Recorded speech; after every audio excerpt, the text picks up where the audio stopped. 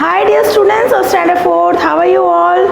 Okay, in first chapter of grammar, we have learned about the sentence. What is the complete sentence that I taught you in chapter number 1? Okay, so related to that, we are going to learn about subject and predicate.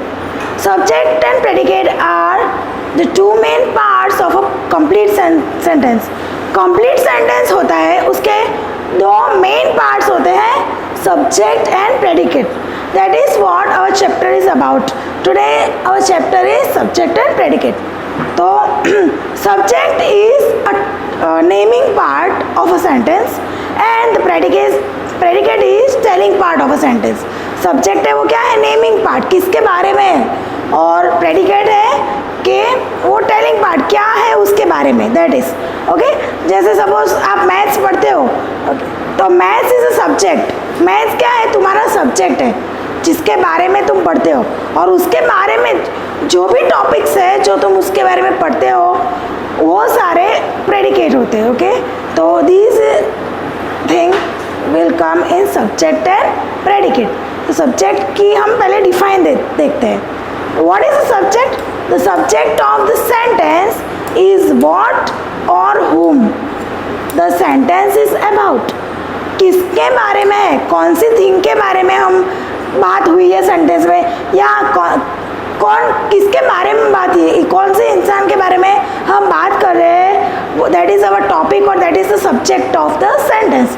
और predicate क्या है, a part of a sentence that tells what the subject is doing, या और what the subject is, उसके बारे में क्या, वो क्या कर रहा है, या उसके बारे में क्या बात हो रही है, बराबर, क्या एक वो क्या है, that is the predicate of a sentence. Okay, now children, how to find a subject in a sentence.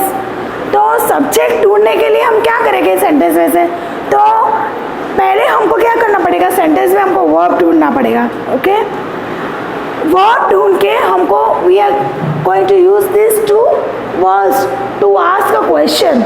Verb ढूंढ के हम उसके आगे हु या व्हाट लगा के क्वेश्चन पूछेंगे. जो आंसर मिलेगा that will be our subject, वो हमारा सब्जेक्ट होगा. ओके, तो सब्जेक्ट के बाद अब प्रेडिकेट में क्या है, what is there in predicate. तो प्रेडिकेट कंटेन वर्ब. सेंटेंस में जो वर्ब है that and the rest part, जो बाकी का पार्ट है वर्ब के साथ, दैट इज द प्रेडिकेट. और verb also verb with the part of predicate also tells us what the subject is doing or what the subject is. subject क्या है या क्या कर रहा है, उसमें से कुछ भी वो हमको predicate वाला पोर्शन से हमको पता चलेगा. ओके, तो हम ये एग्जाम्पल से अच्छी तरह से समझेंगे. Let us do number 1. The monkey ate a banana. Okay, so let us, पहले मैंने क्या बोला पहले कि we have to use this two word to ask a question to get the subject. Subject जानने के लिए हमको ये दो यूज करके क्वेश्चन पूछना है, पर पहले हमको क्या करना है, वर्ब ढूंढना है. Let us find the verb in first sentence. The monkey ate a banana. Verb क्या है, यस ऑब्वियसली एट. एट क्या है, हमारा वर्ब है. Now let us do one thing. Ate जो आगे वाला पोर्शन है, हम एट के आगे हम क्या लगाएंगे, हु लगाएंगे या व्हाट लगाएंगे, जो अप्रोप्रिएट है वो हम यूज करेंगे and we will ask question. Okay, तो हु एट अ बनाना, क्या लगाया हमने, एट के आगे हु लगाया. Okay, who ate a banana, तो आंसर क्या आएगा हमारा, द मंकी. आंसर क्या मिला हमको, द मंकी. तो द मंकी क्या है, what is the monkey in this sentence, ये है हमारा सब्जेक्ट. Got it. और रिमेनिंग पार्ट है जो वर्ब है उसके साथ जो भी पार्ट है सेंटेंस का, दैट इज कॉल्ड प्रेडिकेट. उसको क्या बोलते हैं, प्रेडिकेट. ये हमारा प्रेडिकेट है. Okay, let us do the next one. The dog was barking loudly. The dog was barking loudly. First हमको क्या फाइंड आउट करना है, वर्ब फाइंड आउट करना है, और वर्ब क्या है हमारे सेंटेंस में, द डॉग वॉज बार्किंग। तो वॉज बार्किंग हमारा क्या है, यस हमारा वर्ब है, दिस इज वर्ब। ओके, और सो वर्ब के आगे हम क्या लगाएंगे आज क्वेश्चन पूछने के लिए, व्हाट या तो who was barking, who was barking, तो आंसर क्या आएगा हमारा, द डॉग। तो this is the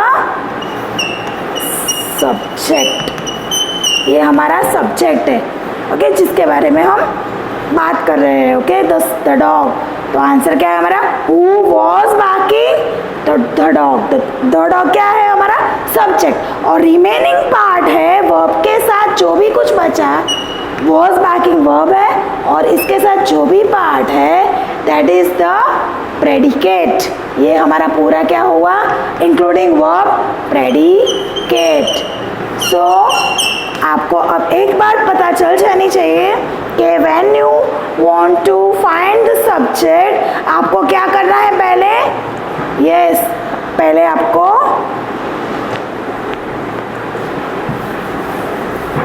verb identify करना है। Okay, so what should we do to get our subject, first we have to identify the verb from the sentence. हमको sentence में से वर्ब आइडेंटिफाई करना है।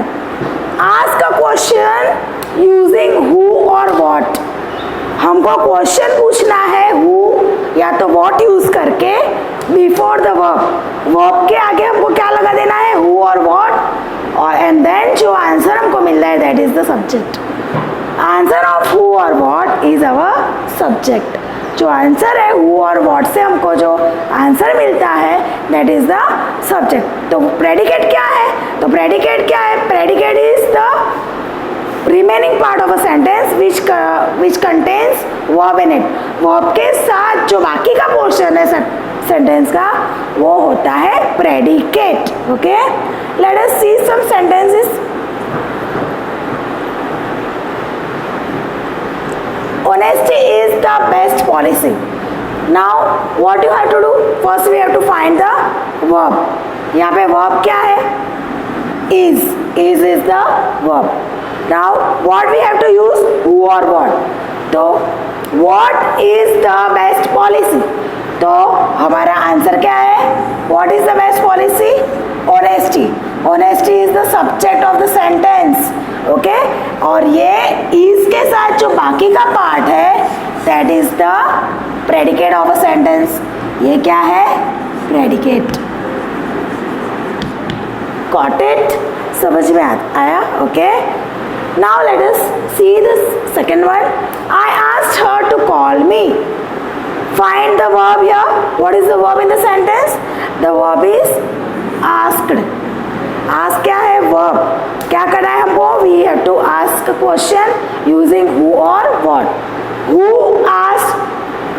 आस्क्ड, तो यहाँ पे हु का आंसर क्या है, I asked, I is the answer. So I क्या है हमारे सेंटेंस में, this is the subject of the sentence. और आस्क्ड क्या है, वर्ब है। वर्ब के साथ जो पीछे का जितना भी पोर्शन है including the verb, that is the predicate of the sentence. It is very easy. If you learn these rules, then it will be very easy to you.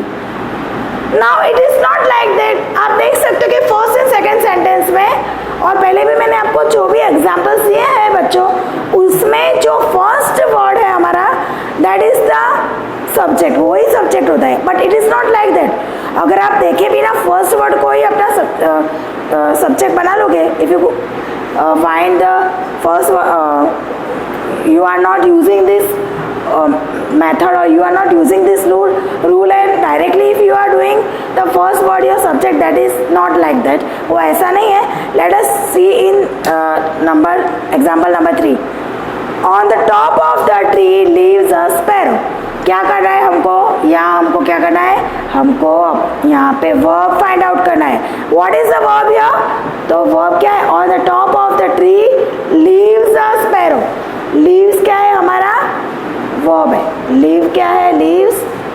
This is the verb. ये क्या है, हमारे sentence में verb है। तो verb के आगे हमको क्या लगाना है, वॉट या who. Who leaves on the top of the tree. तो हु का आंसर क्या आएगा, अ sparrow. A sparrow is the answer. तो अ स्पैरो क्या है, हमारा सब्जेक्ट है, ओके, जिसके बारे में हम बात कर रहे हैं। ये सेंटेंस किसके बारे में है, अ स्पैरो। तो ये क्या है, हमारा सब्जेक्ट। वर्ब के साथ क्या बाकी है, on the top of the tree leaves. ये पूरा जो पार्ट है that is the predicate of the sentence. ये पूरा पार्ट है वो हमारा प्रेडिकेट है। So children, it is not like that subject always be in the first place. It is not like that. It may be in the middle or at the end of the sentence. कहीं पे भी हो सकता है, that you have to find, okay? And I show you how to find your subject in the sentence. Now let us see the fourth one. Show me your book. Show me your book. This is the imperative sentence, जो मैंने आपको types of sentences में सिखाया था कि imperative sentence क्या होता है, या तो कमांड भी बोलते हैं जिसको हम, ओके। तो कमांड या तो इम्पेरेटिव सेंटेंस क्या होता है, जब हमको कुछ, हम किसी को ऑर्डर, हाँ ऑर्डर भी बोल सकते हैं, ऑर्डर देते हैं, शो मी अ बुक। अब यहाँ पे जो हमारा वर्ब है वो तो हम फाइंड आउट कर सकते हैं, शो। पर यहाँ पे हमको कोई सब्जेक्ट दिखता नहीं, we can't see the subject here. तो सब्जेक्ट कैसा है यहाँ पे, अंडरस्टूड है, हमको समझ लेने का, ये अंडरस्टूड है। हमेशा इम्पेरेटिव सेंटेंस में ऐसा ही होता है, वहाँ पे हमको सब्जेक्ट दिया नहीं है, सब्जेक्ट अंडरस्टूड है। जो सब्जेक्ट है that is you. Show me a book किसको बोला है, जो सामने है। अब सामने कौन है वो हमको पता नहीं, बट जो सब्जेक्ट है that is understood and it is not seen, it is unseen. वो अनसीन है और अंडरस्टूड है। तो इम्पेरेटिव सेंटेंस में हमेशा जो यू है,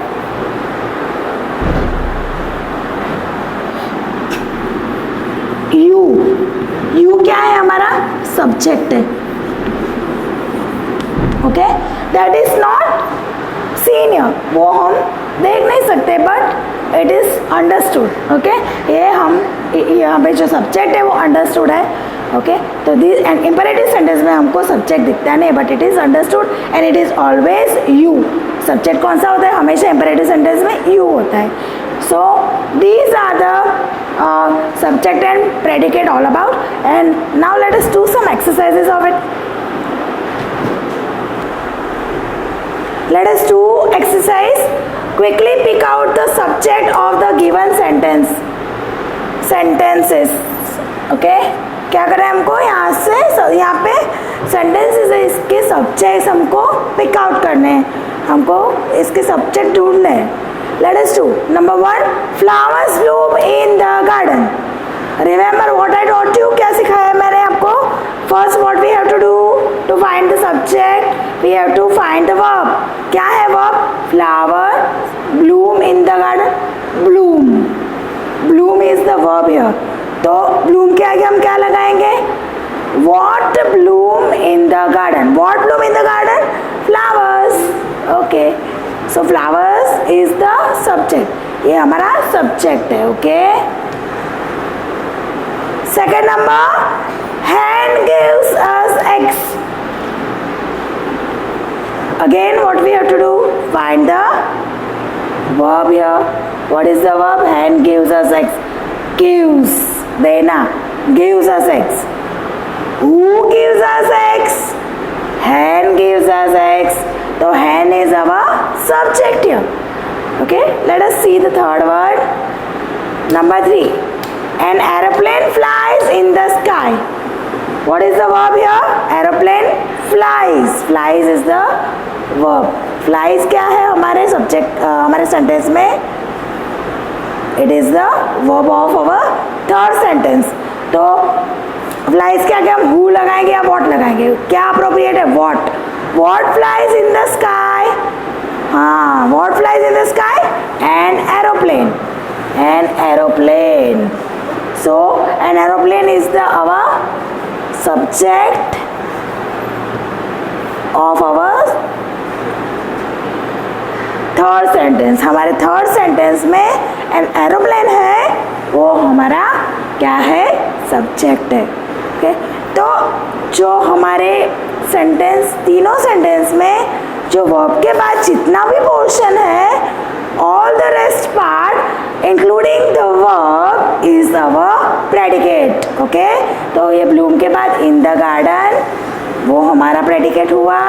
गिव्स के बाद अस एग्स, वो हमारा प्रेडिकेट हुआ। एरोप्लेन, फ्लाइज के बाद वर्ब के साथ जो भी पार्ट बाकी है that is the predicate of the sentence. Let us do the next exercise. Pick out the predicate in the given sentences.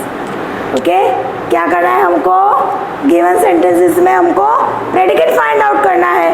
It is very very easy now, है ना? तो number 1, I like the cricket match. What is the verb here?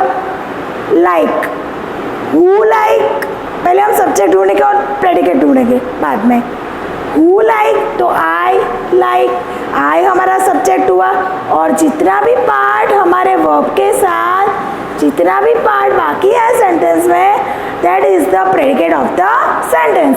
तो like the cricket match is the predicate of the sentence. अगर आपको subject नहीं find out करना है, orally आप कर सकते हो माइंड में, and then you can pick out the predicate. The tiger is an animal. What is the verb here? Is the verb. Who is an animal? तो the tiger आंसर में आएगा who के answer में हम tag रहेगा, तो ये छोड़ दो, और this is the predicate. The child is crying loudly. Is the verb.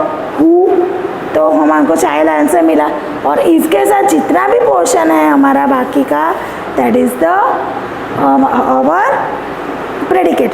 So children, now you have come to know how to find out subject and predicate. तो सब्जेक्ट क्या है, जो हमारा नेमिंग पार्ट है, या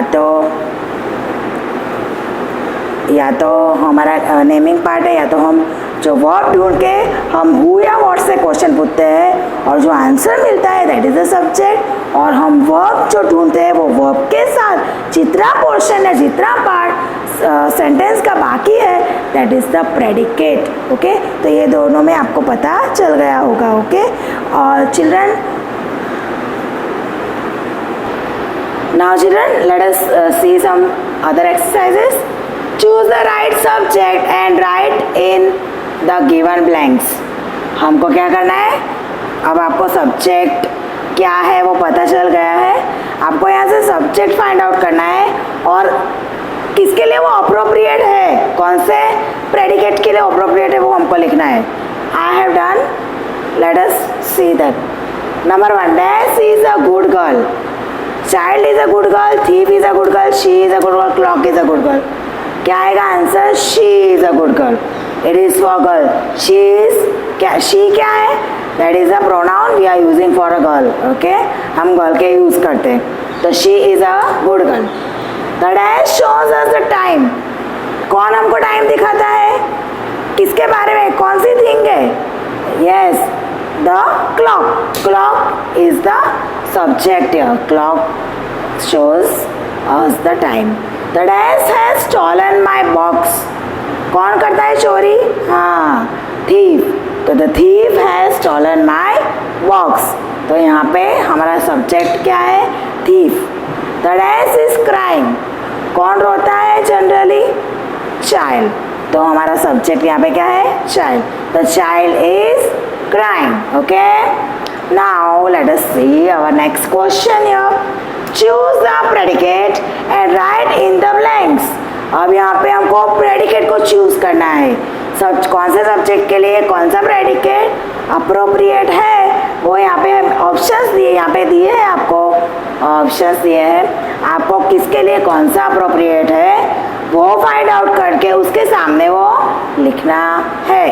नंबर 1, माई स्टूडेंट, क्या आएगा student के लिए, belongs to me, gives us wool, walk slowly और इज वेरी हार्ड वर्किंग, तो my student is very hard working. Number 2, this book belongs to me, gives us wool, walk slowly. क्या आएगा appropriate? Walk तो नहीं करती, वूल भी नहीं देती, तो belongs to me. This book belongs to me. तो बुक इज द सब्जेक्ट और belongs to me क्या है हमारा प्रेडिकेट. नंबर 3, द शिप के बारे में क्या राइट होगा? गिव्स अस वूल के वॉक स्लोली, तो गिव्स अस वूल. शिप हमको क्या देता है? वूल देता है. तो शिप गिव्स क्या है? वर्ब है और उसके साथ गिव्स अस वूल पूरा हमारा प्रेडिकेट है. नंबर 4, द ओल्ड मैन क्या आएगा? क्या बाकी है? Walk slowly. तो walk is the yes what is it? Verb of the sentence. And walk slowly उसके साथ जो भी पीछे का पार्ट है that is the whole part is including with the verb is our predicate. So this way here we have completed our chapter subject and predicate. Hope you all have learned it properly, and apart from these exercises I have given you some more in your PDF. Do it properly in good handwriting, okay, and neatly. And how many times? Yes, 2 times, twicely. Okay, thank you for now.